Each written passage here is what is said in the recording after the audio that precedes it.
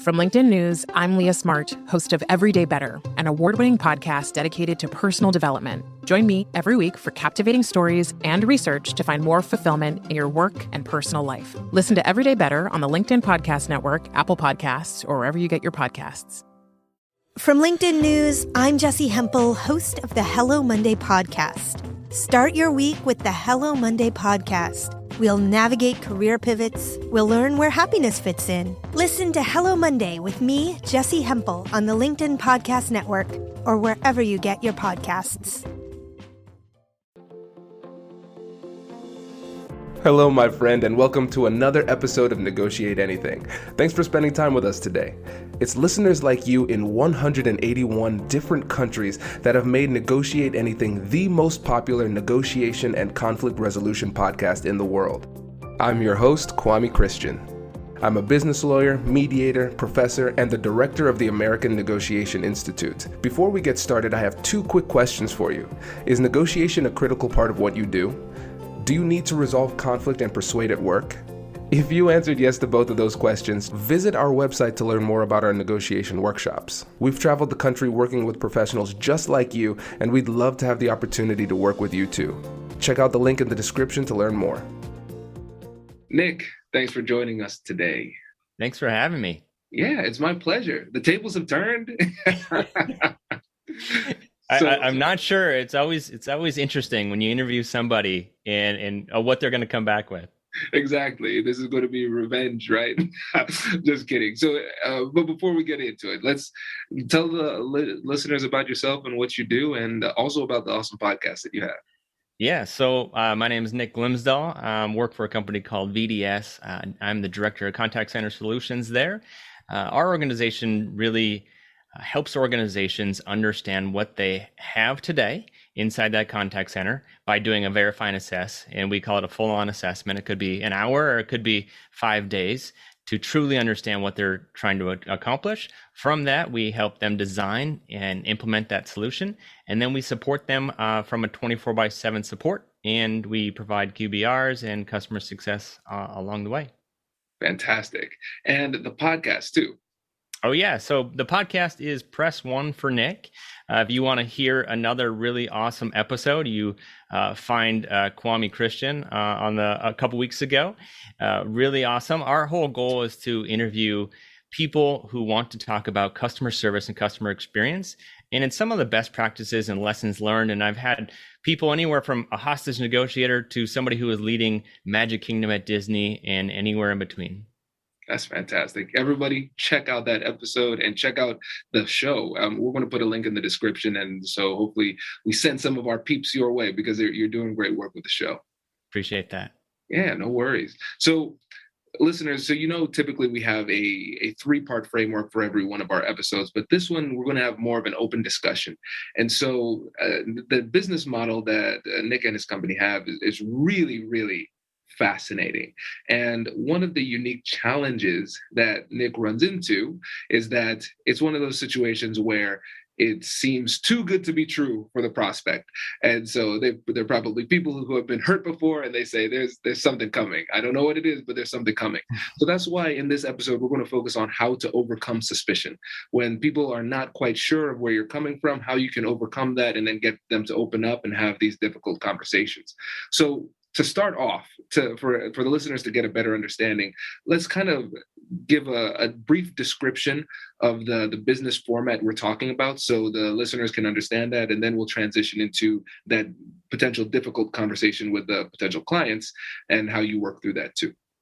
Yeah, so the business model for us is we'll come into an organization, like I said at the beginning, and help them understand their needs. And that assessment at the very beginning costs nothing.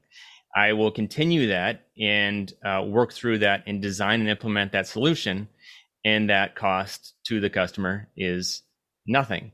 I will, after we go through that process and it goes live, typically that salesperson on the manufacturer side kind of washes their hands and says, I'm out, and we stay along with them for that ride for as long as they keep that solution and for potentially future solutions, and provide them with 24/7 support. And at some cost, or sometimes it costs nothing. And what I mean by all of that, when it costs nothing, it's not that it's free, it's that it is the same cost as the manufacturer, and sometimes less. This is really fascinating. And so, listeners, just to clarify here, the manufacturer is a different organization. It's a different company, and Nick's company essentially plays the role as of a liaison or go-between between the manufacturer and the client. And so, some listeners might be saying, "Well, so Nick, you're a middleman. Why would they even want to work with you?" It's all about truly understanding what's best for the organization. I would say that not all, but some manufacturers tend to try to sell stuff that's not going to be what's best for the organization because they're trying to hit quota. Their quarterly goal is up, and they're trying to push something that's not what's best for the organization. Sometimes they may or may not stretch of what their expertise is, or what their qualifications are inside that contact center solution, maybe what it integrates into. Everybody has had a resume. You kind of tend to jump a little bit about how cool you are on your resume, and I think the same is true with the manufacturer. Our whole goal was to truly understand and pull the curtain back on that manufacturer and just tell the organization the truth and have a bunch of transparency and help guide it from a business perspective. Because technology is great, but if you don't have the right people and you don't have the right process, then the technology is nothing. It's not going to add any value. You're going to, or on top of that, it's that additional service. The manufacturer themselves actually can't provide a 24/7 support. They only provide an hourly service. Absolutely. Yeah. And that's the difference, because with the business expertise that you bring and the 24/7 support, the client is satisfied and serviced as needed indefinitely, which is a unique value add that the manufacturer typically doesn't provide. And then with the manufacturer, the way that your business works, without getting into specifics of numbers, for example, just to keep it simple for the listeners, let's say if the technology would cost the client $1,000, Nick's company would be able to give it to them for $1,000, but the manufacturer gives it to Nick's company at a discounted rate. So that margin is what Nick makes, but the customer prices stays the same or sometimes lower, which is great. And so now that our podcast listeners have a general understanding of your business approach, now let's go to the conversation, because like we said, sounds too good to be true. They don't fully understand it, but they're skeptical. How do you have that initial conversation to warm them up and get them open to even discussing this? Yeah, great question. I think people are more willing to have a conversation with us when they've had enough pain from the manufacturer. Because the problem is that you only know what you know. And so if all you know is that the manufacturer is the place to go, and that they just look inside technology, there's Magic Quadrants with Gartner. And so you just look at the Magic Quadrant leaders and you're saying, I'm going to pick them because they seem like they're the best. But it may always not be what's best for the organization. And so it's not necessarily what we say, it's maybe the questions that we ask. Because if you ask thoughtful questions and then you actively listen to what they're saying and maybe what they're not saying, and then follow up on those questions, you're continuing to build trust in that moment. And then as you are following up on an email or that next step, or providing them with thought leadership, or providing them with information that you don't sell, or making them introductions, you're continuing to build that trust, or at least for me, in that process. Absolutely. And of course, I know the listeners aren't going to be surprised about this. I love the fact that you said you're leading with questions. I think that's really powerful. And so in your experience, what types of questions are you asking that lets them know that you're approaching this differently and you're approaching this collaboratively? Yeah, I mean, it could be one of 1,000 questions, and I kind of based off of, that's the easiest answer. It feels like I'm running for president right now. I got this political answer, but it depends. But it comes down to, what are they trying to achieve from a business objective? And then what are their customers looking for? If their customers are looking for chat or email or text or self-service and all they want to do is change their address, how do I do that as a customer? So taking scenarios around their top 10 pain points and then reverse engineer that. So what does that look like? And how do we fix those top 10 pain points? That's just step one, like hearing them out. And then it's step two, it's let's actually listen to what your employees are saying, because some of them have been on the phone for 20 years or interacting with your employees, your customers. So let's talk to them and hear what their pain points are. Because the old analogy is a married guy, as if mom ain't happy and nobody happy. And the same is true with your employees, right? If your employees are going to provide a bad experience and they're just going to muff along the whole process and go in from 8 to 5 or 9 to 5 and have a bad experience, your customers are going to feel that experience. But if you help them design that process and that technology that aligns with the employee's experience and the customer's experience and business objectives, then it's a win-win-win. Absolutely. And now, when in the conversation are you sharing how all of this works? Because I'm sure that is something that comes up pretty frequently. The what's the catch? The shenanigans? Right. Yeah, I would say it could be at the very beginning. It could be I get an introduction from somebody and they said what I said earlier on how it costs no additional cost to go with us, and they say, "Thanks, Nick, but what's the catch?" Like it could be right there.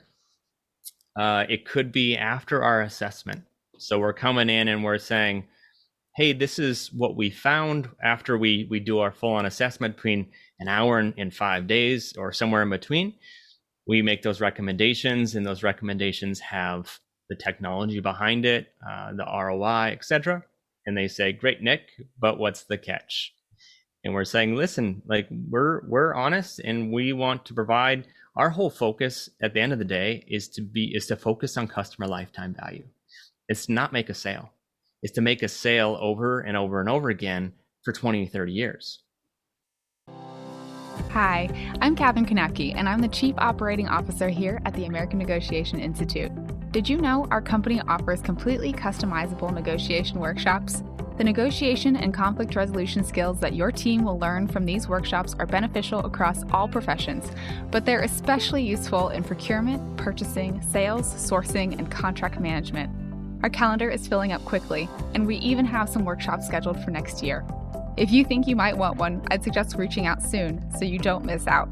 Check out the link in the description to learn more. Also, be sure to check out our YouTube, LinkedIn, and Instagram accounts to see our daily negotiation content. Thanks for listening. Brace the rudders! Raise the sails! Raise the sails! Captain, an unidentified ship is approaching. Over. Roger. Wait, is that an enterprise sales solution? Reach sales professionals, not professional sailors. With LinkedIn ads, you can target the right people by industry, job title, and more. We'll even give you a $100 credit on your next campaign. Get started today at linkedin.com/marketer. Terms and conditions apply. That makes sense. It makes a lot of sense now that I think about it, because especially when you think about the term you use, customer lifetime value, as long as they keep on using you essentially as, from their perspective, a free consultant, then you keep on providing them with solutions. And as long as you provide them with the right technical solutions, then you're getting paid from the manufacturer, even though the customer doesn't have to pay you anything extra. You got it. That's great. And another thing that you mentioned kind of in passing, but I want to focus in on it, is the power of the introduction. And can you tell us the difference between those conversations where you have an introduction versus when you don't have an introduction? Yeah, I mean, if our clients are happy with our service, they're going to tell others. When they tell others, they don't just say, hey, this is Nick, you should do business with him, but they're fired up. They are like, if you don't do business with Nick, you're going to fall in my footsteps of what I did 5 years ago. And here's what I did 5 years ago, and here's what that looks like, and here's how they fixed it. And you can feel the passion in the voicemail or in the introduction. In the voicemail, it could be a LinkedIn message, it could be an email, but you could just, it is not necessarily all caps, but you can feel it, right? And then same with anybody who has interacted with me in the past, and they know that they already trust me, and they know that somebody already has a pain point, and we just haven't met yet. They make that introduction and they're like, where have you been all my life? Where have you been all my life? And the opposite of that is the next one is, if I send a cold email and I see that somebody's struggling, or let's say I'm a client or a customer of a phone carrier or a internet carrier, I will react to them and say, here's my fix to your solution. I'm not trying to sell you anything. I'm just trying to fix it. And I'll probably get a response, maybe 1 out of 100 that I send. But good luck me sending, if I try to send an email or a cold call, maybe 1 out of 500, I'm gonna get a response if I actually hit them on the right day. Right. And I think what we're seeing here is the value of having an ambassador. When we talk about the ability to overcome suspicion, that's just a natural human psychological state based on the stimulus that they see in front of them, right? Yeah. And sometimes one of the most frustrating and humbling realities of strategy with negotiation, difficult conversations, is the fact that you might not be the person to have the conversation, right? When you think about the strategy, of course, you want to think about, the plan to help you win, and then the tactics. What are you actually going to do? But you have to ask yourself, who not only am I talking to, but also who is the right person to carry that message? And sometimes if you recognize that the psychological barrier between you and the other person, for whatever reason, is just too deep, if you can have that difficult conversation with somebody in their ecosystem and ask them to be your ambassador and say that you are okay, then it gives you the opportunity that you need to actually have a meaningful conversation. Yeah, I love that. And I think the same is true internally. So if you're only talking to a champion and not a decision maker internally, you have to have that same introduction. And it's on them to make that introduction. And anytime that somebody makes an introduction, it's their brand, their personal brand that they're making that introduction to. And so it's brand equity that they're saying, hey, it's great that I just talked to you, Nick, and I think that you're super cool, and I love the services that you provide, et cetera, et cetera, et cetera. Then it's up to them mentally to decide, am I going to make that my brand and push Nick up, or am I going to keep him close to my vest until I find more pain? I think that's really important.